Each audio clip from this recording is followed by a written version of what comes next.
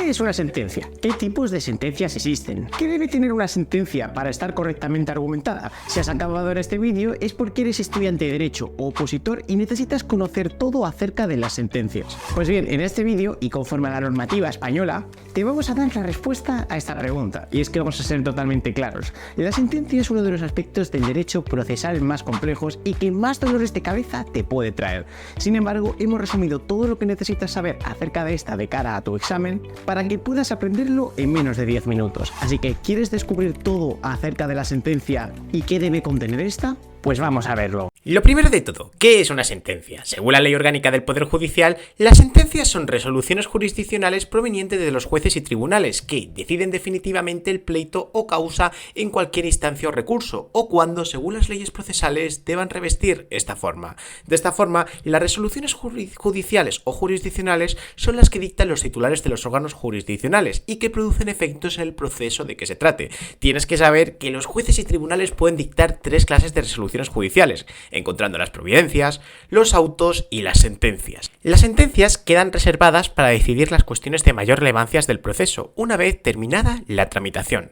De este modo, constituye la resolución final, tanto si se resuelve sobre el fondo como si no, por faltar algún presupuesto en el proceso. La Ley de Enjuiciamiento Civil establece también que se dictará sentencia para poner fin al proceso, en primera o segunda instancia, una vez que haya concluido su tramitación ordinaria prevista en la ley. También se resolverán mediante sentencia los recursos extraordinarios y los procedimientos para la revisión de sentencias firmes. Vamos a poner un ejemplo para ilustrarlo. Imagínate un proceso en el que Juan demanda a Pepe una cantidad de dinero que le debe por la compra de un coche. El juez del caso es Alfonso, que trabaja en el juzgado de primera instancia de la localidad. La sentencia será la resolución con la que Alfonso pone fin a la primera instancia una vez se han tramitado las diferentes fases del proceso. Por el camino podrá dictar también otras resoluciones judiciales, como por ejemplo un acto de inadmisión de las pruebas. También será sentencia la resolución por la que termina la segunda instancia, un recurso de apelación. Por tanto, a lo largo de un proceso puede haber varias sentencias incluso. Como te puedes imaginar, no solo existe un único tipo de sentencia, existiendo diversos tipos que debemos clasificar. En primer lugar, podemos clasificar las sentencias en estimatorias o desestimatorias. En las estimatorias se acogerá la pretensión ejercitada por el demandante o parte de ella, mientras que en las desestimatorias se denegará tal pretensión. Por ejemplo, sería estimatoria la sentencia en la que a Pepe se le condena a la cantidad solicitada por Juana, pero también si se le condena a una cantidad inferior a la solicitada en la misma. En el caso de las desestimatorias sería el supuesto contrario, se declararía que Pepe no tiene que pagar a Juana. En segundo lugar, podemos clasificar las sentencias por el grado de la jurisdicción en que se dicten. Tenemos sentencias dictadas en primera instancia, sentencias de apelación y sentencias de casación. Como hemos visto en un mismo proceso, puede haber diversas sentencias en cada una de las instancias, aunque no siempre tiene que ser así. Si Juana o Pepe no interponen ningún recurso, no habría más sentencias. Y en tercer lugar, también podemos diferenciar las sentencias por la posibilidad o imposibilidad de su impugnación, encontrando las sentencias firmes o no firmes. Las firmes son aquellas contra las que no cabe recurso, bien porque no está previsto por el ordenamiento jurídico o bien porque un previsto no ha sido ejercitado en el plazo establecido y por tanto se convierten en inimpugnables. Las no firmes se tratarían de la hipótesis contraria, en la que Juana o Pepe sí podrían impugnar la sentencia dictada por Alfonso. Con esta primera noción básica sobre las sentencias y sus clases, ahora te preguntarás ¿cómo es una sentencia? ¿Sigue una estructura determinada? ¿Qué contenido debe tener? Pues bien, su forma viene dispuesta y establecida en los artículos 208 y siguientes de la Ley de Enjuiciamiento Civil. Pero antes de verlo, quiero que sepas que si este tipo de vídeos te son de utilidad y eres opositor, en Derecho Virtual tenemos un servicio para ayudarte a preparar tu oposición en hasta 7 veces menos de tiempo. Tienes toda la información en las tarjetas y ahora mismo durante esta semana estamos regalando 20 clases gratis, así que dale ahí al botón y te cuento todo. Bueno, lo primero que establece la Ley de Enjuiciamiento Civil en su artículo 208 es que las sentencias habrá de indicarse el tribunal que las dicte, con expresión del juez o magistrado que lo integren y su firma e indicación información del nombre del ponente así como la del tribunal colegiado. En nuestro ejemplo se indicaría, por ejemplo, que es el juzgado de primera instancia de Toledo y que el juez es Alfonso con su firma. Es decir, lo primero que va a aparecer en la sentencia es esto. A continuación, la Ley de Enjuiciamiento Civil, en su artículo 209, determina las reglas especiales de su contenido, y es donde se refiere a la estructura formal de las mismas. Podemos diferenciar las siguientes partes. En primer lugar, el encabezamiento, que es donde deben exponerse los nombres de las partes y, cuando sea necesario, la legitimación y representación en virtud de las cuales actúan, así como los nombres de los abogados y procuradores y el objeto del juicio. Aunque no lo dice expresamente, en la práctica forense también se incluye la indicación del tribunal que dicta la sentencia y del juez o magistrados que lo integran. En nuestro ejemplo se establecerá que las partes son Pepe y Juana, que tienen cada uno su legitimación por X razón y que actúan con el abogado y procurador, así como que el objeto del pleito es sobre reclamación del dinero. Como ves, el encabezamiento es una introducción con los datos más básicos.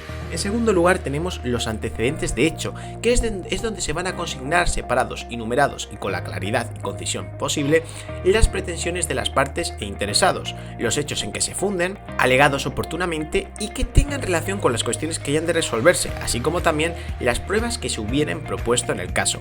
Volvamos al ejemplo. Aquí se explicaría cómo se hizo la compraventa, cuál fue el producto que adquirió Pepe, en qué momento, etcétera. En tercer lugar encontraríamos los fundamentos de derecho, lugar de la sentencia donde se expresarán en párrafos separados y numerados los puntos de hecho y de derechos fijados por las partes y los que ofrezcan las cuestiones controvertidas, dando las razones y fundamentos legales del fallo que haya de dictarse, con expresión concreta de las normas jurídicas aplicables al caso. Por ejemplo, Pepe puede que no niegue que se haya celebrado una compraventa, pero sí el precio o el coche que se le vendió. Así es como se diferencia entre los hechos que van a ser controvertidos y los que no.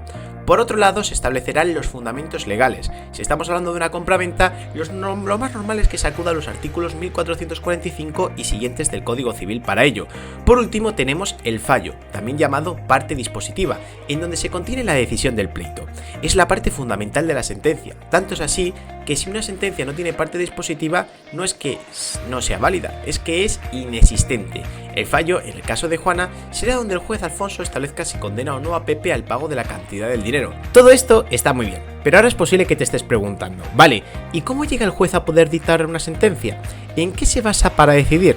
Esto es lo que se llama la formación interna de una sentencia, es decir, el camino lógico seguido por el juzgador para tomar una decisión.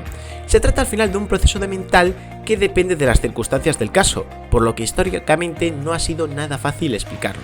Tradicionalmente se ha tratado de exponer la formación interna de la sentencia como un razonamiento judicial, donde tenemos una premisa mayor formada por las normas jurídicas aplicables al caso y una premisa menor integrada por los hechos en concreto alegados y probados por las partes. Por tanto, la conclusión obtenida por el juez es la consecuencia jurídica concreta de encajar los hechos con la norma. De esta forma, y que para que te quede claro, podemos decir que el esquema del proceso de formación de la sentencia es el siguiente. En primer lugar, la existencia de la consecuencia jurídica pedida. En el caso de Juana es el pago del dinero. De acuerdo con la regulación del contrato de compraventa, el efecto que tiene es que una parte puede reclamar un precio y el otro una cosa determinada. Este efecto tiene que determinarse si es así al examinarse el precepto por Alfonso. En segundo lugar, la existencia de los hechos afirmados. Esta parte consiste en fijar los hechos de los que ha de partirse para resolver en concreto la cuestión jurídica. Imagina que Alfonso sostiene que tal contrato nunca ha existido. Para que Juana pueda reclamar la cantidad de dinero, necesitará demostrar su existencia. En esta parte es donde se establecen los hechos fijados y los controvertidos en la cabeza del juez. En tercer lugar, tiene lugar la suscripción de los hechos en la norma jurídica. Ya tenemos la norma que nos dice que en la compraventa Juana puede exigir un precio cuando entrega una cosa. Y por otro lado tenemos que ha existido dicha compraventa. Aquí lo que va a tener que hacer Alfonso es unir ambas cosas en su cabeza.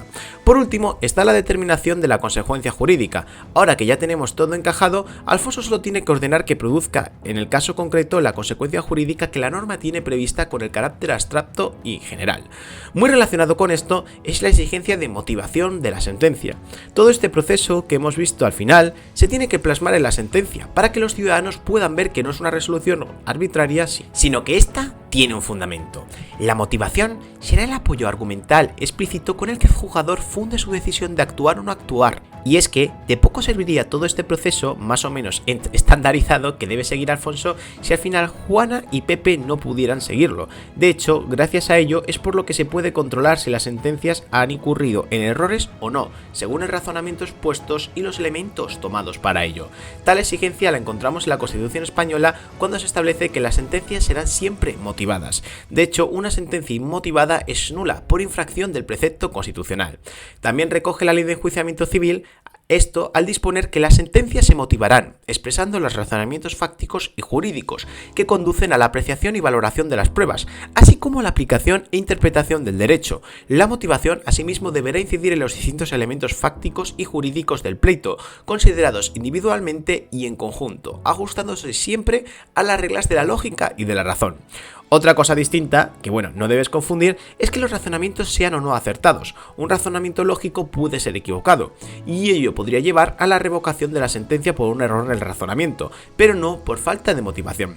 Las sentencias al final piensan que son actos humanos, y como tales pueden tener equivocaciones. Para corregirlos tenemos instrumentos como los recursos. Y por cierto, si no sabes qué es un recurso, aquí en las tarjetas te dejo un vídeo donde te explico todo al detalle. Simplemente para acabar, mencionarte también que las sentencias tienen que ser claras, es decir, deben poder ser entendidas por sus destinatarios. Tienen que tener un lenguaje jurídico que, aunque puede ser algo complejo, ya que el derecho no es nada fácil, debe ser entendible. Y también las sentencias deben ser precisas, en este caso se debe ir al grano de lo solicitado, la idea no es una sentencia de 500 hojas, aunque a veces este es el resultado, y congruentes, es decir, tienen que ser de acuerdo con las pretensiones del proceso. La congruencia tiene más miga y será objeto de explicación en otro de nuestros vídeos que si ya hemos subido te dejaremos por aquí en las tarjetas.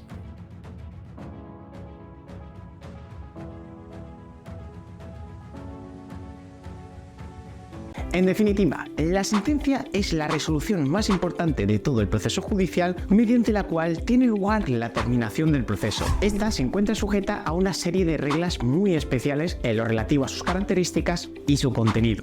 Por último, quiero que sepas que si este tipo de vídeos te han sido de utilidad, en nuestra academia tenemos Brain Opositores Justicia, que es una formación con la que te resumimos todo el contenido de las oposiciones de justicia para que te prepares en menos de 6 meses. Si estás en una de estas situaciones, dale al botón de aquí en las tarjetas porque tenemos más de 20 clases disponibles para que puedas probar de forma totalmente gratis nuestra formación. Y en principio eso sería todo. Muchas gracias por haber visto el vídeo hasta el final y espero verte pronto. ¡Un saludo!